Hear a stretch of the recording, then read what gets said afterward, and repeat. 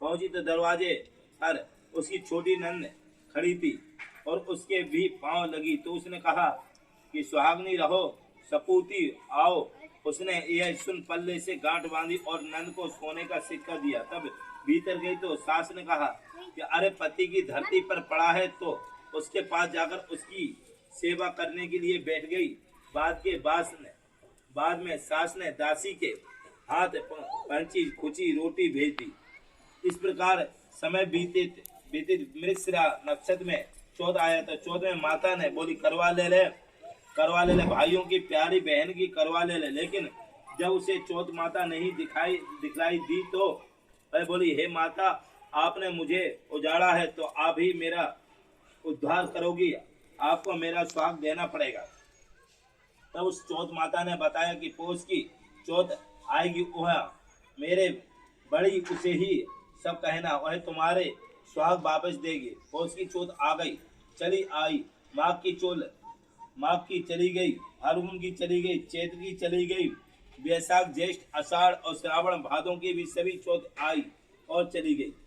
आगे वाली ओजस चौथ आई। उसने भी बताया कि तुम कार्तिक चौथ नाराज है, उसी से तुम्हारा सुहाग लिया वह वापस कर सकती, वह आएगी तब पांव पकड़कर विनती करना।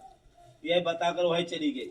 अब कार्तिक चौथ आई तो गुस्से से बोली अरे भाइयों की प्यारी करवा ले, दिन में चांद उगने करवा ले, व्रत खंडन करने वाली करवा ले, भूखी करवा ले। यह सुनकर चौथ माता ने को देखकर उसे पांव पकड़कर गिड़गिड़ाने लगी और चौथ माता मेरा सुहाग तुम्हारे हाथों में है, आप ही मुझे सुहागिन करो। तो माता बोली अरे पापनी हत्यानी, मेरे पांव पकड़ क्यों बैठी गई? तुम बोली कि तुम मुझसे भूल हुई, मुझे क्षमा कर दो।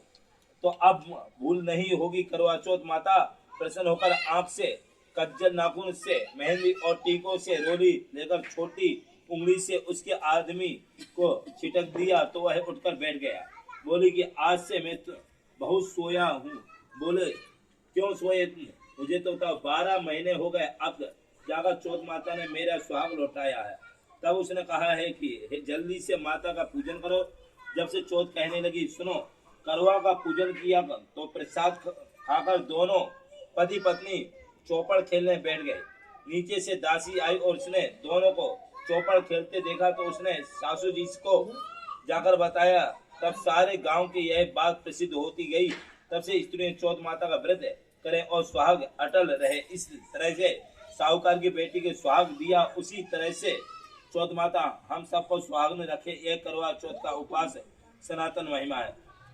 दूसरी कहानी आदि प्राचीन काल की बात है। पांडु पुत्र अर्जुन तप करने लगे, नीलगिरी पर्वत पर चले गए। इधर पांडु के अनेक मुसीबत पहले से थी, इससे द्रौपदी को शोक बेहाल हो गए। श्री कृष्ण की आराधना कृष्ण ने उपस्थित हुए और पूछा क्यों, क्या कष्ट है तुम्हें? प्रभु द्रौपदी ने हाथ जोड़कर कहा मुझे क्या कष्ट होगा, आप तो जानते हो कि आप ही अंतर्यामी, मुझे कष्ट के बोझ में बेहाल कर दिया है। क्या कोई ऐसा उपाय है जिससे इन कष्टों का छुटकारा मिल सके? तब तुम्हारे प्रश्न अति उत्तम। द्रौपदी कृष्ण उस कारण बोले प्रभु फिर मुझे दुखी नारी से कष्ट दूर करने का उपाय बतलाइए। द्रौपदी ने कहा। श्री कृष्ण बोले हे प्रसन्न, एक बार पार्वती जी ने शिव जी से किया था, वह कृष्ण शिव जी ने पार्वती जी को करवा चौथ का व्रत विधान बतलाया था। तब भी द्रौपदी बोली हे प्रभु, करवा चौथ व्रत की जानकारी मुझे दीजिए, उसकी किस प्रकार से कथा कहिए। श्री कृष्ण जी ने एक पल सोचने के बाद कहा दुखी सुख संसारिक माना जाता है, प्राणी उसमें से सदा लिप्त रहता। तुम्हें अति उत्तम करवा चौथ का व्रत कहता सुनाता हूँ, उसे ध्यान से सुनो। प्राचीन काल में एक गुणी विद्वान धर्मपरायण एक ब्राह्मण रहता था। उसके 4 पुत्र तथा एक गुणवती सुशील पुत्री थी। पुत्री विवाहित होकर चतुर्थी का व्रत किया, किंतु चंद्रोदय से पूर्व ही उसे शुदा बद्ध कर दिया। उससे उसकी स्नेह से भाइयों से छल से पीपल के पेड़ के एक कृति में चंद्रमा बनाकर दिखा दिया। लड़की ने अर्घ देकर भोजन कर लिया। भोजन करते ही उसके पति के हृदय पति की सांस बंद हो गई, वह दुखी हो रहने लगी। अन्न जल त्याग दिया। उसी रात्रि से इंद्राणी पुनः विचार करने लगी। हे ब्राह्मणी ने पुत्र ने उसने अपने दुख के कारण पूछा। इंद्राणी ने बताया तुमने करवा चौथ का व्रत चौथ दर्शन से पूर्व भोजन कर लिए थे, यह कष्ट मिला है। उस लड़की ने अन्न जल बांधकर विनय से पूछे, इससे मुक्त कर दो, कोई उपाय बताइए। तभी इंद्राणी ने यह कहा कि तुम विधि पूर्वक अंगुली करवा चौथ का व्रत करो, तुम्हारे पति पुनर्जीवित हो जाएंगे।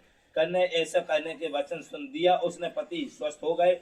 इस प्रकार कन्या का वर्ष पूरा हुआ। प्रत्येक वर्ष चतुर्थी का व्रत किया, आनंद से अखंड सुहाग प्राप्त हुआ। श्री कृष्ण ने द्रौपदी को, यदि तुम भी इस व्रत को करोगे तुम्हारा सुहाग अटल रहेगा। इस प्रकार द्रौपदी ने यह व्रत किया।